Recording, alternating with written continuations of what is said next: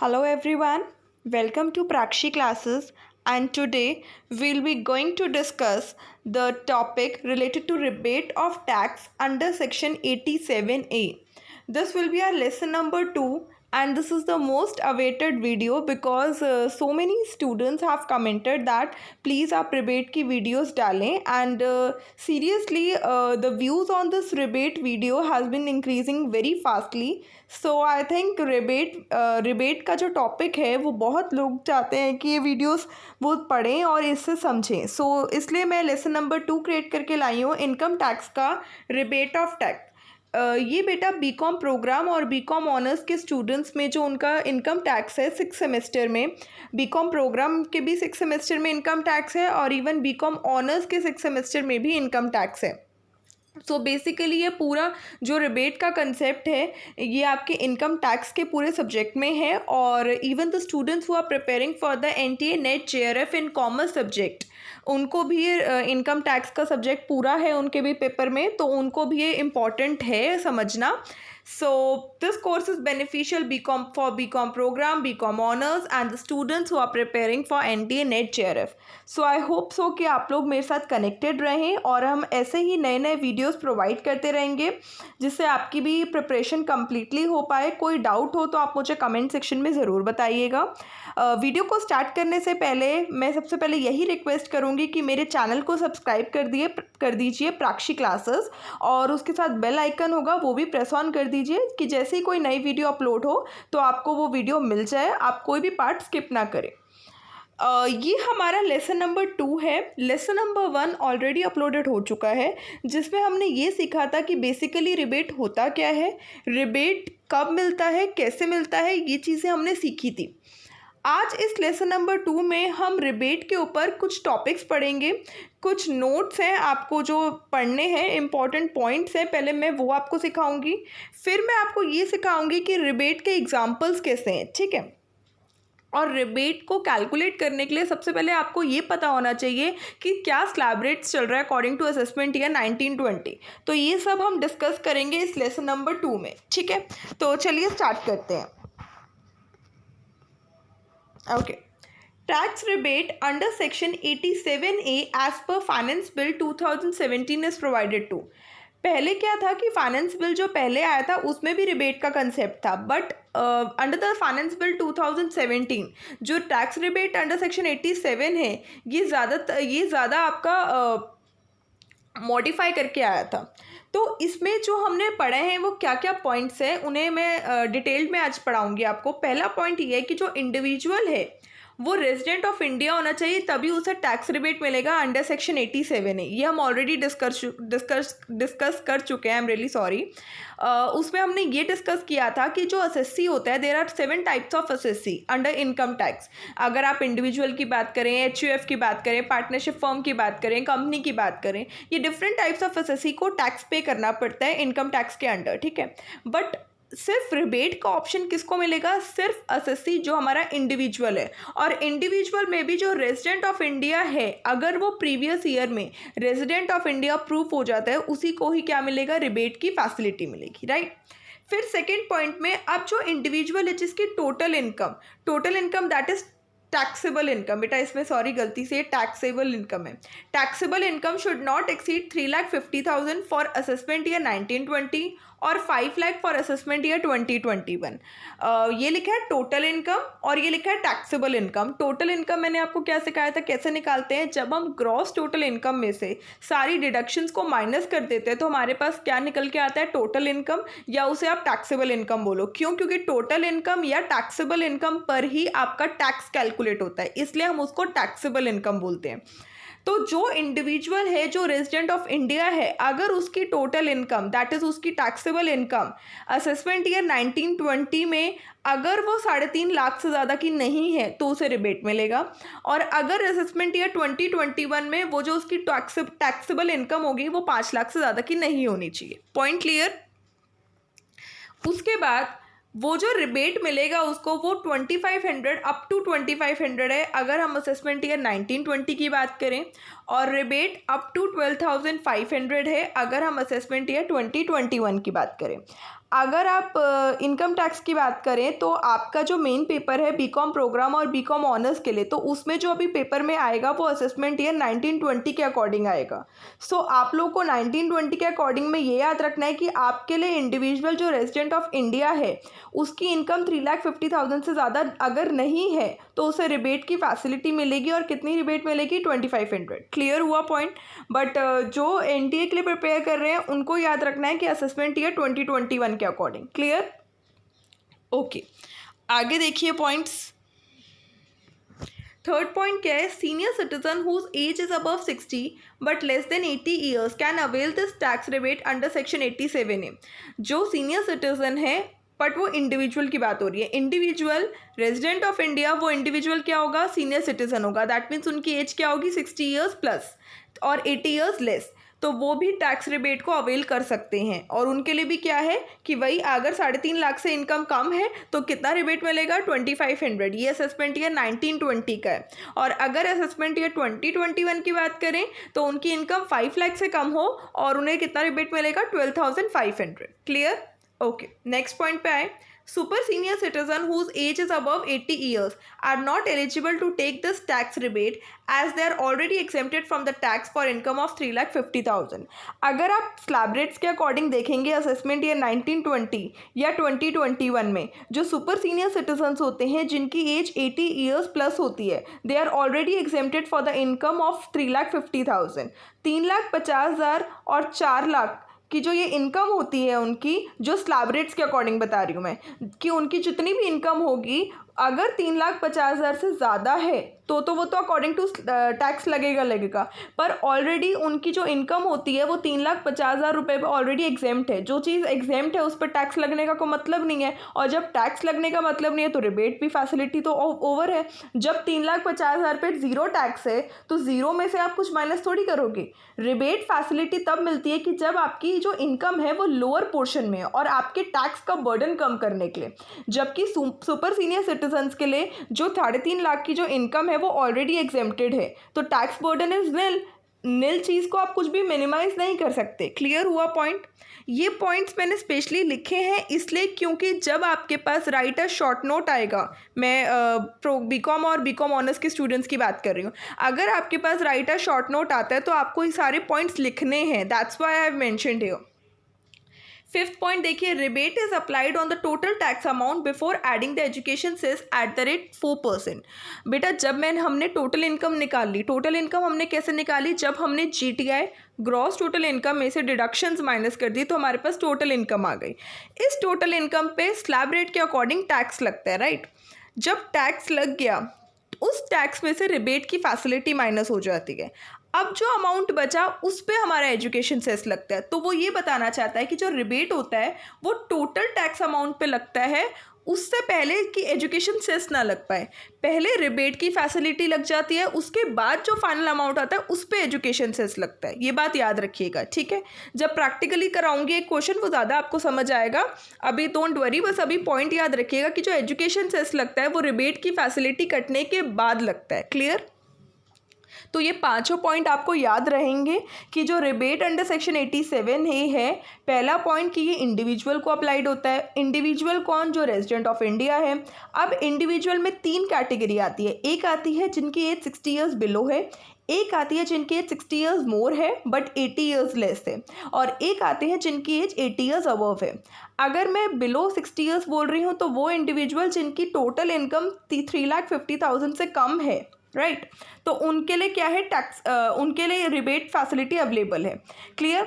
अब फिर जो 60 ईयर्स टू 80 ईयर्स के बीच में उनके लिए भी रिबेट फैसिलिटी अवेलेबल है। बट जो सुपर सीनियर सिटीजन्स हो जाते हैं, जो इंडिविजुअल 80 ईयर्स प्लस हो जाते हैं, उनके लिए ये रिबेट फैसिलिटी अवेलेबल नहीं है क्योंकि they are already exempted for the income of earning rupees 3,50,000। Clear हुआ पॉइंट? जब वो 3.5 लाख की इनकम से एग्जेम्प्ट है तो कोई मतलब ही नहीं है टैक्स बर्डन को कम करने का, क्योंकि ऑलरेडी टैक्स क्या है? ज़ीरो। बात क्लियर? ओके, अब आगे देखिए। To understand the concept of rebate, first of all we have to learn the slab rates of the individual whose age is below 60 years for the assessment year 1920। Rebate को practically कैसे apply करते हैं अगर आपको ये समझना है तो सबसे पहले आपको इंडिविजुअल जो रेजिडेंट ऑफ इंडिया है, ठीक है? अब इंडिविजुअल में मैंने बताया 3 कैटेगरीज होती हैं, बट हम कौन सी कैटेगरी की बात कर रहे हैं? जिनकी एज बिलो 60 ईयर्स है। और ये स्लैब रेट्स किसके अकॉर्डिंग है? According to assessment year 1920 paper के अकॉर्डिंग, राइट। तो अब देखिए, ये आपको याद करने हैं बेटा, ठीक है। अमाउंट, अगर उस इंडिविजुअल की अर्निंग 2,50,000 या 2,50,000 से कम है तो उस पर क्या इनकम टैक्स रेट है? 0, निल। फिर अगर उसकी इनकम 2,50,001 से लेकर 5 लाख तक भी 5 लाख के बीच में लाई कर रही है तो उस पर कितना इनकम टैक्स है? 5 लाख। फिर अगर उसकी इनकम 5 लाख 1 से लेकर 10 लाख के बीच में लाई कर रही है तो उस पर कितनी इनकम है? टैक्स है 20%। और अगर उसकी इनकम 10 लाख से ऊपर चली गई तो उस पर कितना टैक्स रेट है? 30%। बात क्लियर हुई? ये स्लैब रेट्स आपको याद करने, क्योंकि अगर आपको स्लैब रेट्स याद है तो आप रिबेट की फैसिलिटी पे, क्योंकि जो रिबेट होता है वो टैक्स अमाउंट पे लगता है, राइट। तो जब तक आप टैक्स अमाउंट स्लैब रेट्स के अकॉर्डिंग नहीं निकाल पाओगे तब तक आप रिबेट लगा ही नहीं पाओगे। अब ये तो टैक्स अमाउंट लग गया, उसके बाद क्या लगता है बेटा? सरचार्ज लगता है। सरचार्ज मतलब एक्स्ट्रा अमाउंट, एक्स्ट्रा टैक्स, ठीक है। उसको क्या बोलते हैं? या तो वो @10% लगेगा या वो @15% लगेगा। अगर उस इंडिविजुअल की इनकम 50 लाख से ज़्यादा एक्सीड करती है, 50 लाख, बट वो does not exceed 1 crore, that means 50 lakh और 1 करोड़ के बीच में रहती है अगर उसकी इनकम, तो उस पर 30% का टैक्स रेट तो लग रहा है, प्लस सरचार्ज भी लगेगा। कितने रुपए पे? 10% के हिसाब से। बात क्लियर हुई? और पर अगर उसकी इनकम उस 1 करोड़ से भी एक्सीड कर जाती है तो उस पर कितना सरचार्ज लगता है? 15%। बात क्लियर? तो आपको अकॉर्डिंग टू स्लैब रेट्स याद रखना है कि पहले 2.5 लाख के ऊपर निल, उसके बाद 2.5 लाख से 5 लाख तक 5%, उसके बाद 5 लाख से 10 लाख तक 20%, और 10 लाख से जैसे ही उसकी इनकम ऊपर जाएगी तो कितना हो जाएगा? 30%।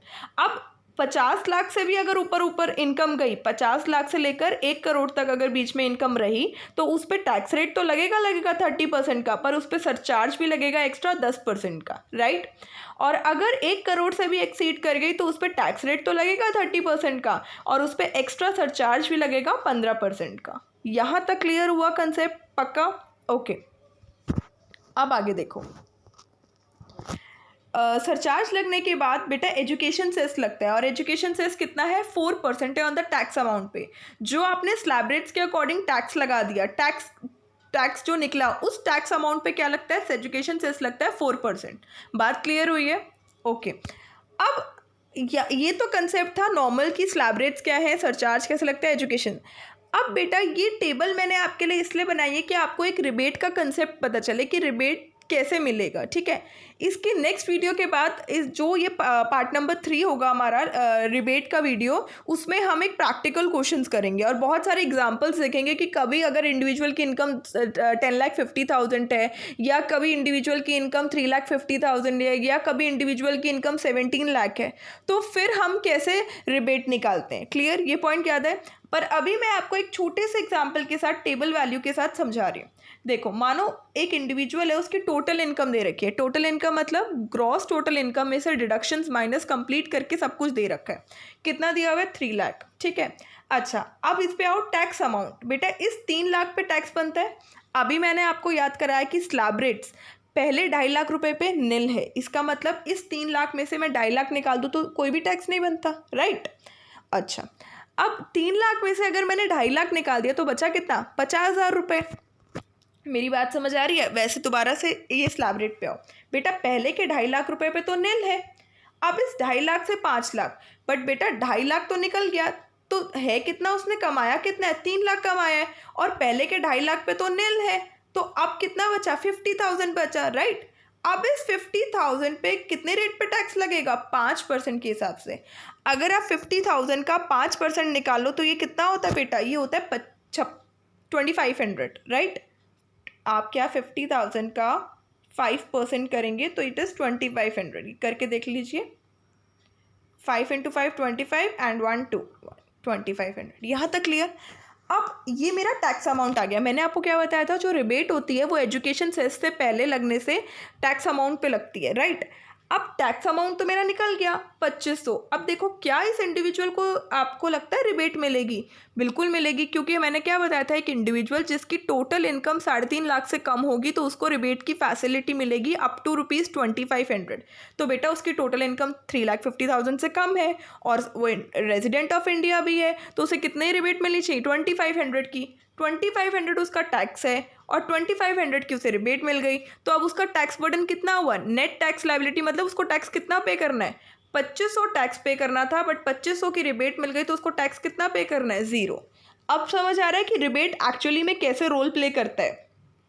अब मान लो वही इंडिविजुअल है, ठीक है, वो रेजिडेंट ऑफ इंडिया भी है, अब उसकी टोटल इनकम है 3,50,000, राइट। अब पहले हमें निकालना पड़ेगा कितने हिसाब से टैक्स लग रहा है। अब ध्यान से देखना, पहले के 2.5 लाख पे तो निल है, तो 2.5 लाख कट गया। अब 3.5 लाख की टोटल उसकी इनकम है, उसमें से 2.5 लाख रुपए पे तो कोई भी टैक्स नहीं है बेटा, तो 3.5 में से 2.5 लाख चला गया तो 1 लाख बचा। अब 1 लाख पे स्लैब रेट क्या लगेगा? 5% के हिसाब से। तो 1 लाख का 5% कितना होता है? 5,000। बात समझ आई है? तो मेरा टैक्स अमाउंट कितना बन रहा है? 5,000। अब क्या इसे रिबेट मिलेगा? बिल्कुल मिलेगा। क्यों? क्योंकि ये एक इंडिविजुअल है, रेजिडेंट ऑफ इंडिया भी है और उसकी इनकम 3.5 लाख से कम भी है। 3.5 लाख या 3.5 लाख से कम दोनों चलेगा, ठीक है। तो रिबेट कितना मिलेगा बेटा? 2500। उसका टैक्स का अमाउंट कितना है? 5,000। टैक्स बर्डन उसका 5,000 है, उसे रिबेट मिल गया 2500 का। तो 5,000 में से 2500 माइनस कर दिए तो अब उसकी टैक्स लायबिलिटी कितनी है कि उसे अब कितना टैक्स पे करना है? 5,000 की बजाय उसको अब कितना टैक्स पे करना है बेटा? 2500। अब क्लियर हुआ कि रिबेट से उसका टैक्स बर्डन कैसे निल हो गया या कैसे मिनिमाइज हो गया। यहाँ पे उसका टैक्स बर्डन बिल्कुल निल हो गया और यहाँ पे उसका टैक्स बर्डन मिनिमाइज हो गया, दैट इज कम हो गया। क्लियर? अब नेक्स्ट पे आ जाओ। हो सकता है उस इंडिविजुअल जो रेजिडेंट ऑफ इंडिया, उसकी कमाई टोटल इनकम 4 लाख है, टोटल इनकम जो जीटीआई में से डिडक्शंस माइनस करके आती है। अब टोटल इनकम 4 लाख है, पहले के 2.5 लाख रुपए पे बेटा निल, फिर उसकी इनकम कितनी है? 4 लाख। 4 लाख में से 2.5 लाख काट दो, कितना हुआ? 1,50,000। अब इस 1,50,000 में से 5% का टैक्स रेट लगाओ। 1,50,000 का 5% लगाया तो 7,500 बनता है टैक्स, ठीक है। क्या ये इंडिविजुअल को रिबेट मिलेगा? बिल्कुल नहीं मिलेगा। क्यों? ये इंडिविजुअल तो है, रेजिडेंट ऑफ इंडिया भी है, पर इसकी इनकम 3.5 लाख से तो ऊपर जा रही है, जबकि रिबेट फैसिलिटी तो बेटा उस इंडिविजुअल को मिलती है जिसकी 3.5 लाख से इनकम कम हो। इसलिए रिबेट में हम क्या डाल देंगे? डैश। तो इसकी टोटल टैक्स लायबिलिटी वही रही, क्योंकि बर्डन तो कम हुआ ही नहीं, रिबेट तो मिली ही नहीं। बात क्लियर हुई? समझ आया? ओके। अब आगे देखो, हो सकता है उस इंडिविजुअल की इनकम 5 लाख हो। अब इस पे पहले हमें टैक्स अमाउंट कैलकुलेट करना पड़ेगा। पहले के 2.5 लाख पे निल, उसके बाद 2.5 लाख से 5 लाख, तो 5 लाख है ना, 5 लाख में से 2.5 लाख तो कट गया, तो अब बचा 2.5 लाख। 2.5 लाख पे कितना लगाओगे आप? 2.5 लाख पे आप लगाओगे आपका 5%, तो 2.5 लाख पे 5% कितना होता है? 12,500। अब अगर आप ये देखो कि बार बार मैं 5% ही क्यों लगा रही हूँ, क्योंकि बेटा हम जो लाइबिलिटी वाले पे रह रहे हैं, हम जो स्लैब रेट पे चल रहे हैं, वो 5 लाख की इनकम से ज़्यादा है ही नहीं। अगर यहाँ पे मेरी 7 लाख इनकम होती तो पहले के 2.5 लाख पे निल, ठीक है, फिर 5 लाख, फिर 2.5 लाख से 5 लाख मतलब 2.5 लाख। 2.5 लाख पे कितना? 5%। पहले 2.5 लाख चला गया, अब 2.5 लाख चला गया, कितना चला गया? 5 लाख। 7 लाख उसकी टोटल इनकम है, 7 लाख में से 5 लाख तो वो टैक्स दे चुका है, तो बचा क्या? 2 लाख। अब 2 लाख इस वाली स्लैब रेट में लाई करता और 2 लाख पे 20% लगता। That means according to slab rates हम चल रहे हैं। अभी तक जितनी भी मैंने टोटल इनकम के एग्जाम्पल्स लिए थे वो बेटा इस सेकेंड स्लैब रेट्स में ही चल रहे थे, इसलिए मैं सिर्फ 5% के हिसाब से बात कर रही थी। बट जब मैं आगे और प्रैक्टिकल क्वेश्चन कराऊंगी तो फिर मैं आगे आपको सिखाऊंगी कि कैसे कैसे हम जंप करते हैं टू स्लैब रेट्स में। क्लियर हो रहा है पॉइंट? ओके। अब आगे देखो, ठीक है, 5 लाख पे हमने टैक्स अमाउंट लगा दिया 12,500। बट अब देखो कि क्या इस इंडिविजुअल को रिबेट मिलेगा? बिल्कुल नहीं मिलेगा, क्योंकि उसकी टोटल इनकम 3.5 लाख से ज़्यादा है, तो इसकी टैक्स लायबिलिटी कितनी रहेगी? 12,500 ही रहेगी। बात क्लियर? अब इस अमाउंट पे क्या लगेगा? एजुकेशन सेस, क्योंकि जो रिबेट होता है वो एजुकेशन सेस से पहले लगता है। रिबेट जो होता है वो टैक्स अमाउंट पे लगता है, ना कि नेट टैक्स लायबिलिटी पे। इस टैक्स लायबिलिटी पे आपका एजुकेशन सेस लगेगा 4% के हिसाब से। बात समझ आई है? वो 5th पॉइंट क्लियर हुआ है कि रिबेट क्यों अप्लाइड होता है बिफोर आपका एजुकेशन सेस से। Clear? Okay. So thank you so much for watching this video. I hope ये वीडियो आपको पसंद आए तो प्लीज़ लाइक ज़रूर करिएगा एंड कमेंट करके मुझे ज़रूर बताइएगा कि आपको टॉपिक समझ आया है। और अगर कुछ भी डाउट होता है तो भी मुझे कमेंट में लिख दीजिएगा। I will revert back to with your solution. आपको तब भी नहीं समझ आएगा तो मैं दोबारा वीडियो क्रिएट कर दूँगी जिससे आपको मैं और अच्छे से एक्सप्लेन कर पाऊँ। Please subscribe to my channel Prakshi classes so that आप कोई भी वीडियो को मिस ना कर पाएँ, क्योंकि इसके बाद हम रिबेट की पार्ट नंबर 3 वीडियो अपलोड करेंगे जिसमें हम प्रैक्टिकल क्वेश्चन पूरा सॉल्व करेंगे कि उसकी ग्रॉस टोटल इनकम कैसे आई सारे हेड्स का मिला के, उसमें से फिर हम डिडक्शंस माइनस करेंगे, फिर हमारे पास टैक्सेबल इनकम आएगा, उस टैक्सेबल इनकम को स्लैब रेट्स के अकॉर्डिंग हम टैक्स लगाएंगे और फिर उसमें हम देखेंगे कि रिबेट मिल रही है नहीं मिल रही। सो एक प्रैक्टिकल क्वेश्चन बहुत ज़रूरी है। क्यों? क्योंकि अगर आपके पास आता भी है right a detail note on rebate, तो आप रिबेट की पहले डेफिनेशंस लिखेंगे, फिर आप रिबेट से रिलेटेड जो मैंने की पॉइंट्स लिखे हैं 5 वो लिख देंगे, उसके बाद आप स्लैब रेट्स एक्सप्लेन कर देंगे, उसके बाद आपको एक प्रैक्टिकल क्वेश्चन देना ही पड़ेगा कि हाँ ये अकॉर्डिंग टू दिस हमें रिबेट मिली है। बात समझ आई? जब तक आप ये पूरा कंसेप्ट एक्सप्लेन नहीं करेंगे अपने पेपर में आपको पूरे मार्क्स नहीं मिलेंगे। सो इसलिए इट्स इम्पॉर्टेंट कि आप सारी वीडियोज़ देखें और कंसेप्ट को क्लियरली समझें। So thank you so much for giving your precious time.